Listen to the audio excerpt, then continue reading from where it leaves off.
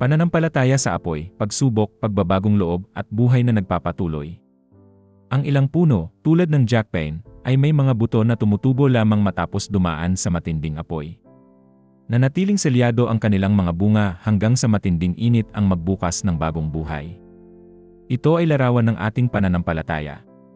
Ang mga pagsubok ay nagpapadalisay sa atin, hinuhubog tayo upang si Kristo ay mamuhay sa atin, gaya ng sinasabi sa Galatia 2.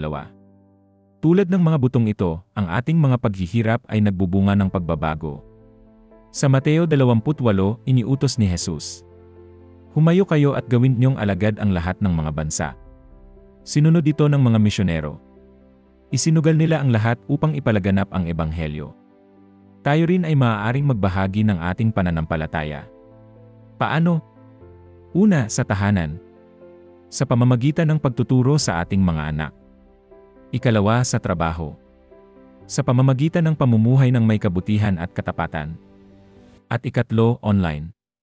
Sa pamamagitan ng pagbibigay inspirasyon sa iba gamit ang katotohanan. Ang resurrection plant ay tila patay ngunit muling nabubuhay kapag nadiligan ng ulan. Gayon din, ang pananampalataya ay nananatili kahit sa gitna ng paghihirap at kamatayan. Ang sakripisyo ng mga martir ay hindi nagtapos sa kanilang pagkamatay, ito ay patuloy na nagbibigay inspirasyon. Ang pamumuhay para kay Kristo ay nangangahulugan ng una, pagkamatay sa pagiging makasarili at pamumuhay para sa iba.